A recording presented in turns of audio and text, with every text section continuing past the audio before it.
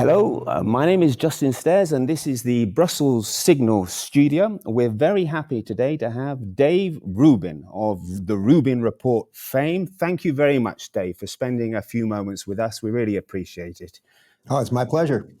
We're going to talk about the similarities and the differences between the European Union, Europe, and the US as far as the big themes of today are concerned. But before we do, I'd like to ask one personal question, if I may, and that's regarding your shift. I guess you would say that you were a liberal. We might say that's a lefty position in Europe, but you were a liberal and you've moved to become a conservative. Is that fair? Within reason, it's fair. I was a liberal in the classically liberal sense, which you guys in Europe generally have a better understanding of than we do here in America. I was a liberal in the way that John F. Kennedy Jr. was a liberal, in the way that many of our Democrats were liberals for a long time. Unfortunately, that has very little to do with the modern Democrat Party of today. I was a liberal in that I believed in logic and reason and individual rights and mostly laissez-faire economics with some social safety nets and things of that nature. And I tend to be more socially liberal. Those were all things that were in common cause with the Democrats for decades. It's really starting, I'd say, really with Barack Obama and now the real radicalism of the progressive left, that liberals, I would say, generally tend to lean more conservative these days. Okay. It's one of the things that I've talked about a lot on my show and I think really put me on the map because I was really just open about my political evolution. And what I have found consistently is that, believe it or not, conservatives, at least from an American perspective, are the ones actually defending liberalism. The progressives are actually the most authoritarian political movement that we have today. So maybe it's they who've changed and not you to a certain extent. That is a loose Ronald Reagan quote from around 1984 when he said, I did not leave the Democrat Party left me. Okay. Right then, okay, let's get right into it. I'd like to start off, please, on the subject of immigration. It's a big subject over there and a big subject over here.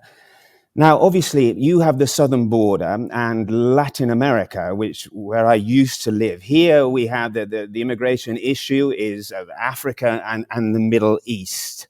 Now, is it fair to suggest that our problem is in some ways a bit more insoluble than your problem? I'm referring to the type of people who are arriving. Obviously, Latinos are from a European heritage, speak a European language, perhaps the religious compatibilities as well.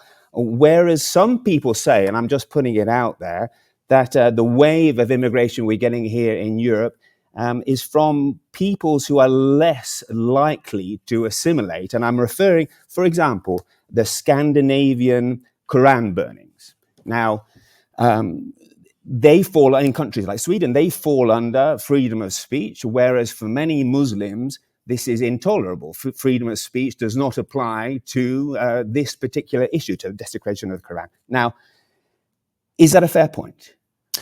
Well, we should make a distinction that just because of geographic reasons first, that America is in a bit of a better situation because we have one border with Mexico that if we took care of it properly, which we have not, if we, say, built a wall or did whatever electronic surveillance or any of the things that we could do to make sure that it was territorially contiguous and it was taken care of, we could basically stop illegal immigration within a couple weeks. Now, the Democrat administration does not want to do that. I should note one little distinction that I would make is it's not just that people from Mexico or, say, Latin countries are coming through that border. We know many, many people from Africa and from the Middle East and virtually all over the world, the Far East as well, are coming in through that border. They get to Mexico first and then they come in. So it's not just that it's like, say Mexicans and Guatemalans coming in that you maybe would have some more common cause with than, say, somebody from Africa or some sort of cultural identity with rather than the average person in the Middle East, something like that. But I would agree with the premise that the European situation is much, much worse. First, because it's been going on now for at least a decade, basically open borders that have largely overtaken, I think you can correct me if I'm wrong, but Germany's taken in over 1 million people in the last decade. Even Angela Merkel, who largely let it happen, has subsequently said it was a mistake. You guys have that problem, obviously, in Belgium, and there's the same problem. You mentioned Sweden, but it's also happening in Holland and several of the other countries, France, obviously, and now England, where I was last week. There is a much bigger problem because there are more people there. Your borders are harder to control. The European Union has opened the borders in essence, so you're basically able to travel anywhere all the time. And I would also say, and this is a great strength of America, that the modern lefties or the Marxists, whatever you want to call them, they are now trying to use against America. We had the great melting pot here in America. Everyone that came to America fit into our system. And that was what the melting pot was all about. You could bring your cultures, your language, your traditions, your food, but you were in the melting pot, meaning you were really part of the rich tapestry of America. So we didn't have in America, for all our flaws, which we have, of course, we didn't have largely segregated areas. You know, the Muslims should live there and the Jews should live there. We've had a much better way of mixing and mingling people. And that's why we still are the jealousy of the world. Europe has had a very different version of that, where you've let people in. This is a bit of a blanket statement, but largely you've let people in and then they go to their own pocket neighborhoods and then they don't sort of adopt the cultural and political traditions related to that country, whether it is Belgium or it's England or anywhere else. So that's really the problem that I would say we all have, but it is, yes, it's different for geographic reasons. And also, you know, America has foundational documents that are a little cleaner and clearer when it comes to speech and things of that matter that allow us to deal with things a little bit differently than you guys have to in Europe. Right. And I'm wondering, in terms of the solution, I mean, I interview some, let's say, right-wing politicians here in the European Parliament, here in Brussels, who are now pushing for a naval blockade of Africa. And that's quite a drastic solution. Whereas in the US, is it true that people believe that a wall is going to do the job? Well, I think a certain set of people believe that the wall will do a job. Ironically, I would say more people believe now that a wall would do a job than when Donald Trump was calling it in the first place, say back in 2015 when he was running. And, you know, obviously there was a media fracas about him and anything he said, they called racist and everything else. But now in the last few months, especially when we've seen the videos of our southern border and we see the irony is we're seeing videos of our southern border with hundreds of people just wandering through. Those are the very videos that we saw across Europe, say 7 or 8 years ago, that we could not believe were happening in Europe. Now we're seeing them happen here. So I would say more people are either for a wall or whatever it might be. You know, it doesn't have to be a wall in every area. But the simple truth is that every nation state, there is a reason that Belgium is not France. There is a reason that France is not Holland and Holland is not Britain, because you have borders and it is your duty to protect those borders.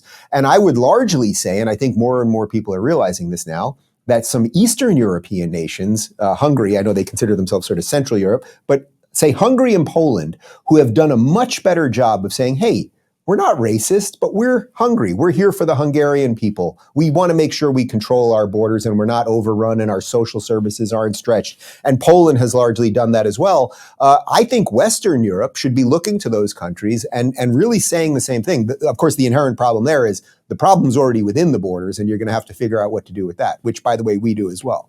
Right. Okay. My second theme, in fact, we've already touched on it, is freedom of speech. And we at the Brussels Signal here, at least, and some others, are quite envious of you in the US in that you have at least freedom of speech protected by the Constitution.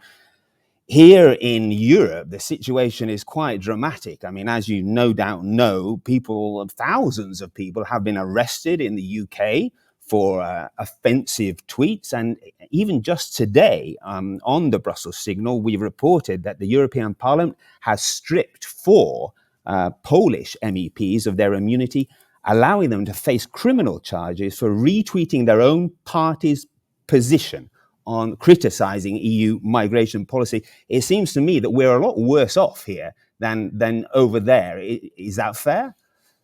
So I don't know about that story specifically, but let me just broadly talk about the First Amendment and the beauty of our foundational documents here in the United States, the Constitution, obviously, and the Bill of Rights. And the First Amendment is freedom of speech. The government cannot infringe on your speech. And we have very, very specific things that are outside of that. You can't directly threaten to kill somebody, let's say. You can't yell fire in a crowded theater with the intent to do harm. And then there's very specific laws around libel and slander. But beyond that, you can say whatever you want.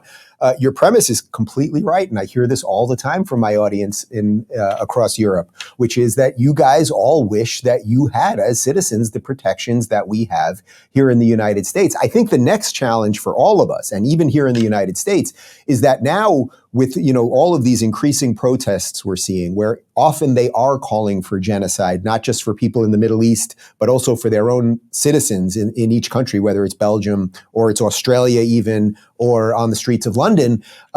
There is a group of people now within Western Europe, or within Europe as a whole, and within the United States, who want to use all of our freedoms against us. So yes, while the United States has better protections for you to be able to protest and say what you want about the government and everything else, there are now people in all of our countries who want to use those freedoms against us. And we have to really start figuring out, what do we do with that? What do you do if you have a group of people on the streets all the time who are calling for other citizens in your countries to be killed, or calling for citizens across the world to be killed, or using material support, fundraising for organizations that are known terrorist organizations? These are all the little sort of minute details that we better start figuring out related to free speech, or the bad actors will continue to use all of our freedoms against us. And so what kind of solutions are there out there, do you think?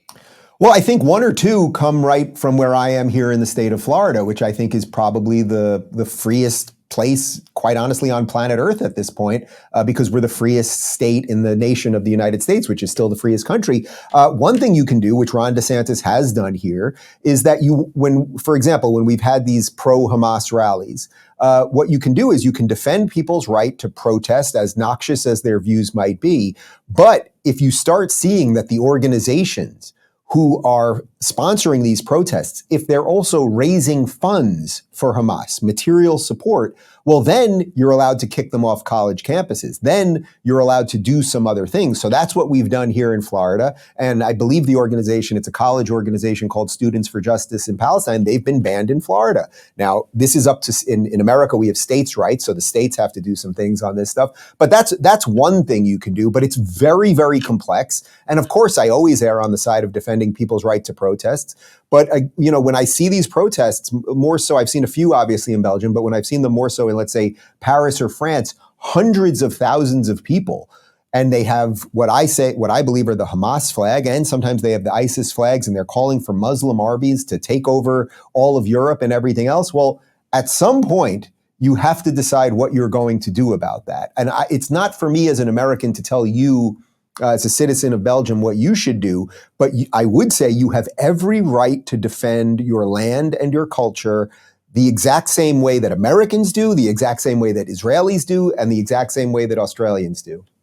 And how does that principle translate online? Obviously, I ask because here in Brussels, the European Union legislation is going in a very censorious direction. We have legislation which is coming into effect now, which will lead to perhaps fines or even a closing down of social media if they transgress certain borders which are defined by the bureaucrats here in Brussels. Do you believe that the principles you've just expounded upon also apply to the online sphere? Yeah, this is a huge problem. This is an absolutely huge problem. Canada, for example, has a major problem with this because they're pushing forward legislation that online broadcasters, so they have the CBC there. That's the state broadcaster. Well, most people don't trust the state broadcaster anymore. So now they've had a proliferation of guys like me, independent creators who live in Canada, who now will have to register with the state, and which of course means you could ultimately be punished by the state if you don't take the state line on certain issues. So I know Europe has all of these issues. And again, it brings us back to those founding documents that you mentioned earlier. Thankfully, our founding fathers 250 plus years ago figured out that the state, being the arbiter of the truth, was going to be a real problem. So I would say we need some sort of digital Bill of Rights, which hopefully would transcend borders. But yes, the bureaucrat class, the elite class, they're obviously not interested in that because they would love to control what we say and what we do and when we go outside and what we wear on our face and what we inject ourselves with and everything else. So I don't know what the answer is other than starting to acknowledge there's a problem, and then each country has to figure out the best way to fight it itself. I mean, I worry personally because at least in the US, you have this tradition of free speech, whereas in Europe, even in the UK, but especially in continental countries such as France, for example, it's not, the roots are not very deep. Do you see what I mean? There is a tradition of the state getting involved in media, and therefore people are a lot more willing to accept state intervention in the media sphere. And by the way, that's why it's a two-pronged problem, because on one hand, you have this, let's use France, for example. So you have on one hand, because they don't have a First Amendment, you could have people, let's just say they were against COVID lockdowns or something like that, and the government may not want those people to speak. But then you also have, say, the Islamist class or the Hamas supporters who are out there in front of the Eiffel Tower and they're vandalizing things. You don't know how many of them are even legal citizens of France in the first place. Well, if someone's not a citizen of your country, then they have none of your, whatever the protections may be, whether you have the First Amendment or not. So there's a two-pronged problem. On one hand, you have the government saying to people, oh, you can't say these things that, quite honestly, you should be able to say, whether it's questioning vaccines or something else. And then you have this other problem that there's a group of people in your country, legally or not, who don't believe in any of your laws or any of your ideals as, say, a French citizen. So these are two conflicting things that need to be dealt with at the same time. Yeah, that's a pretty tough problem, pretty tough nut to crack. Well, and I'm wondering if here in the European Commission, the position they're taking is, well, we will decide. And sadly, the people who are making the decisions are not directly elected. Even can you see my point? It's kind of worrying, especially for us here in Brussels. Anyway, let's move on. Now, you've already touched more than once on Israel, Hamas, Palestine. What is your view of what's going on here in Europe? Because from where we're sitting here in Brussels, this has become hugely divisive within the European Union. You have countries such as Czechia, Austria, Hungary, Croatia, who have been more supportive, let's say, of the Israeli position, and even one Czech minister calling for his country to leave the United Nations in protest at a lack of support. On the other hand, you have countries such as Spain and Ireland and even part of Belgium here, where some ministers are calling for Netanyahu to face a war crimes tribunal. It's hugely divisive. And the EU institutions where we are don't seem to know what to do. They do one thing one day and another thing another day. Is that how you see it from where you're sitting? Well, first, I would say something that's consistent with everything else I've said here, which is every country has a right to defend its border and its people and its culture as it sees fit. You know, for all of the people calling for a ceasefire now, there was a ceasefire on October 6th. You know, once a year or so, Hamas launches rockets into Israel, and then Israel responds back, and then there's a ceasefire. That's exactly what was going on October 6th. It was Hamas who decided to rampage through Israel, kill 1,500 people, take 200 hostages from, I believe, over 20 countries, burn babies, all of the unbelievably medieval and barbaric things that they've done. Not one Jew nor Israeli has lived in Gaza since 2005. When Israel left Gaza in the first place, there was no blockade because they wanted nothing. They decided, okay, we can't sign a peace deal with these people. We will disengage. It was called the Gaza disengagement. We want nothing to do with these people. We will have a border and that's it. Hamas then took over. They killed their political opposition and for 17 years has launched war on Israel. No Western nation, not even Western, no nation on earth would ever put up with this. The Israelis, what other nation on earth would every year you're going to get 50 to 100 to maybe, 1,000 rockets shot into your territory? Nobody would put up with this. By the way, when they say that there's an Israeli blockade, well, of course, Gaza also has a border with Egypt. Egypt doesn't seem to want any of their brothers into their country. And by the way, there never was a state of Palestine. Gaza, of course, was part of Egypt before 1967. And before that, it was part of the British Empire. So there's a lot of confusion about the history here. But I think it's very obvious that Israel has to protect its citizens. The real damn shame of all of this is that if Hamas or the Palestinian nationalist movement, if it wanted to live in peace, it would have every advantage that every other country would be jealous of. The amount, billions, literally billions of dollars have been poured into Gaza. And what they have done is they have taken water pipes and turned them into missiles. They have built a terrorist army instead of building what could have been the Paris of the Mediterranean. That's what they could have done. You know, they share Gaza and Tel Aviv share the same Mediterranean beach. Tel Aviv is one of the most beautiful beaches on the face of the earth. That's what they could have built in Gaza, but they decided to build a terrorist infrastructure. And ultimately, just as I would say, if there were rockets being shot into Belgium from anywhere, or if there were terrorists that were breaking through Paris and murdering babies, it is the duty and the right of and the responsibility of that nation to take care of its citizens. It's as simple as that. We all know it. And unfortunately, we just don't have enough adults to say it. And instead, people placate to the mobs that are out on the street calling for genocide.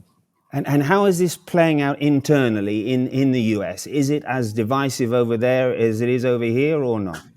Well, I would say the polls largely show, I mean, it's something like 70+% of Americans think Israel has every right to defend itself and should go about doing that. Our problem in America is we have a very small minority of super loud, progressive, woke Marxists, in essence. I call them the Hamas caucus. I'm talking about Rashida Tlaib and Ilhan Omar and AOC and a few others who are a radical base of the Democrat Party. And they use these movements to further their political goals. So, you know, as you've probably seen on your own streets, we had the Black Lives Matter movement here in the United States. It never did anything for Black lives. It never sent a Black person to college or helped a Black person own a small business. It became a giant money laundering scheme, basically, for a couple people at the top. But overnight, in essence, they have ripped off the mask of Black Lives Matter, and they have put all of the foot soldiers back on the street to, quote unquote, free Gaza or something, whatever it is that they want to do. And that is part and parcel. They're the foot soldiers, they're the pawns, if you want to call it that, of the Democrat Party. So we have to figure out what to do with that. But I would say largely we don't have the bigger issues that you guys have in Europe related to this, because we've done integration and assimilation much, much better. That doesn't mean those problems aren't going to come, because they're trying to attack us for our very strength there. But it's not quite as bad as I would say. My sense is it was in Europe. And again, I was in London last week. I went right by one of those protests, and had I got out of the car, it probably would not have ended well.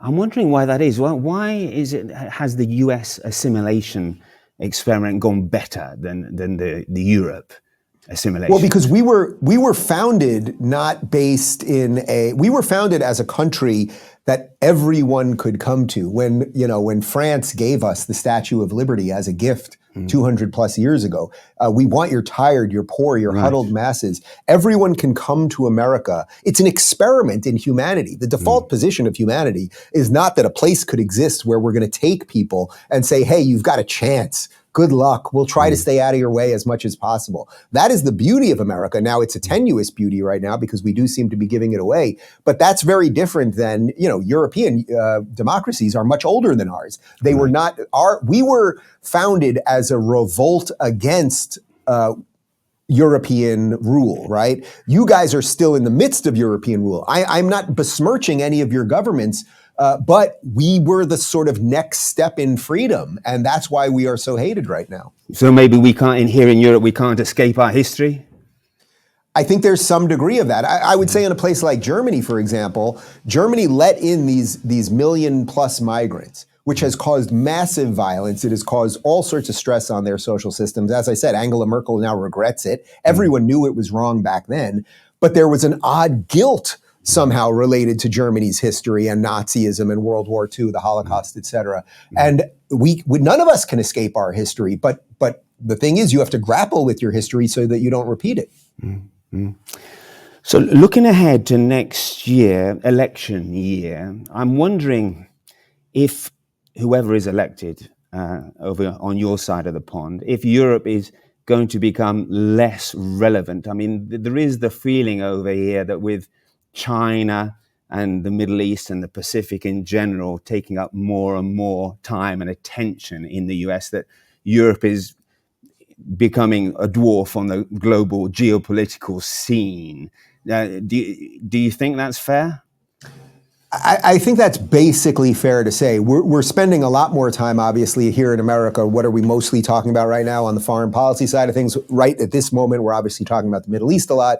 But before that, it was largely about Russia/Ukraine. And then there's always an ongoing conversation about China. So we don't, in American discourse, we're not that often thinking about what's going on, even with the bureaucratic class in Brussels, which obviously hugely affects us, or with what's going on, let's say, in Britain or in France. There are little moments that comes on our radar, but not that much. I would say that the big issues for America are figuring out which way do we want to go? Do we want more of what I would say is Democrat rule right now, which has led us to open borders, really bad foreign policy that I think largely led to the events on October 7th, the encroachment of Iran throughout all of the Middle East and really the proxies all over the world?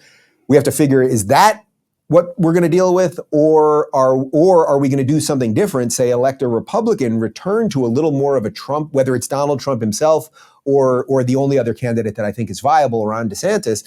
Will we return to a stronger America that was a little more like under Ronald Reagan, where we spoke softly and carried a big stick? I think that's a much better road for us to go down, but we've got a year till this election and we'll see. And in both of those scenarios, Trump or DeSantis, Ukraine would be less of a priority, right? Oh, for sure. Well, 100% for Donald Trump, for sure. And I would say probably 97% for DeSantis. I think it would just be a little bit of stylistically how they would do it. But yeah, I mean, one of the things that we're having a debate over here in America constantly is, well, not only has the Biden administration not really explained why we were in Ukraine properly, but, Rand Paul, who's our most libertarian senator from Kentucky here in the United States, he's repeatedly asked for just receipts. If we're going to give all of this money to Ukraine, could we just get some receipts? Who are we giving money to? What is this money being spent on? And I think that's what the American people are sort of tired of. So even right now, as there's a debate about assistance to Israel, I mean, we know it's all military assistance. We know that they have to spend that money in the United States. That's a deal they signed under Obama. So every cent that we quote unquote give to Israel is actually spent in the United States. In a weird way, it's a subsidy for America, which has its own problems, I would say. But there's also a much larger connection between the foundational idea of America and the foundational idea of Israel. The Ukraine thing is much, much murkier, and I think people just are less interested in it, quite honestly, at this point.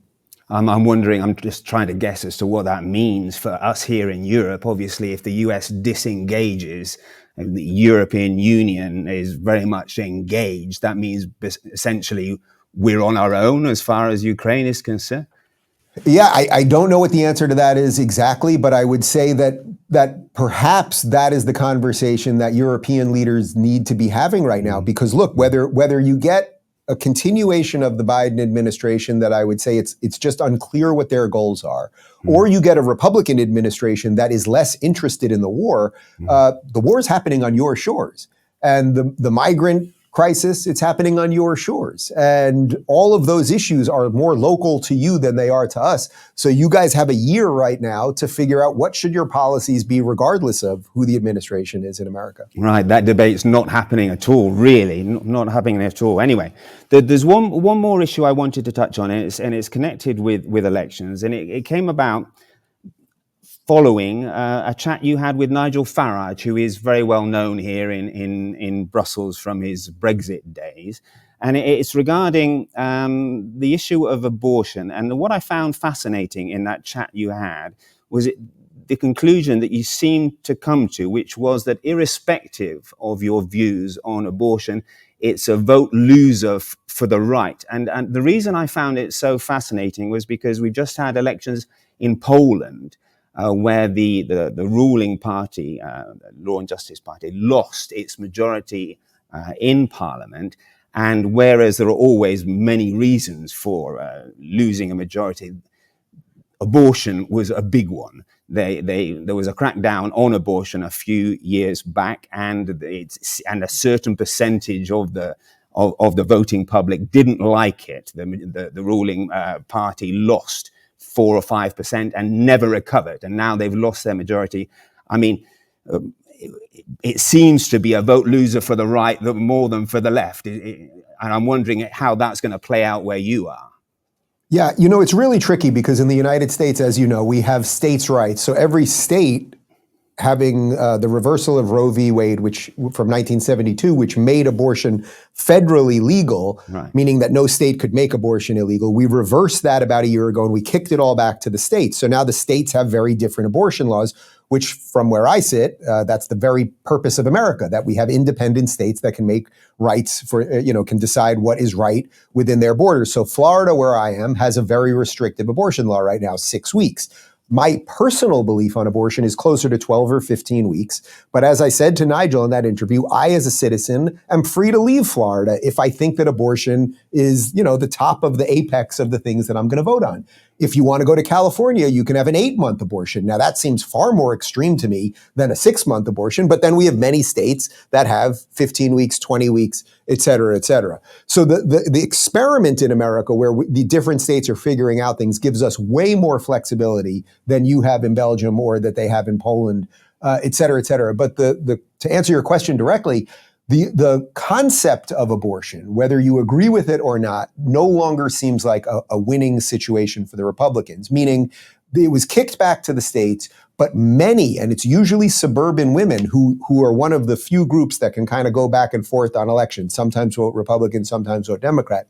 They are very pro-abortion. Doesn't matter whether they're pro 8-week abortion or 8-month abortion. As a general rule, they're very pro-abortion. So one of the things that the Republicans are always fighting uphill is that even if abortion's it shouldn't be an issue around a presidential election in America, because again, it's about states' rights.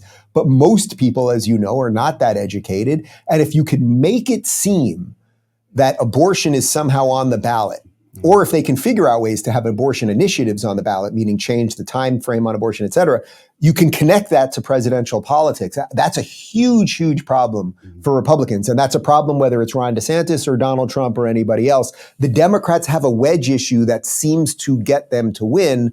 Without getting too far into our little minutia politics here, in our election a few days ago, Virginia, right, which just went red just 2 years ago under Glenn Youngkin, which was a huge upset. They just sent the House back to the Democrats, and it was largely because of abortion. So that shows you how abortion shifts things in a way, even if it's not in that top tier of things that you should be voting on, it's in the top tier of things that many people vote on. Right. Okay. That's great, Dave. We would love to have you here in Brussels. I don't know if you know, but lots of people here in the EU capital see the European Union developing still into a sort of the European federal US version. There are lots of people here in Brussels who look to the US and Washington and think that we are building a sort of a federal European Union. So it might be interesting to have you over here, and we can maybe take you to the European Parliament and see how things are developing.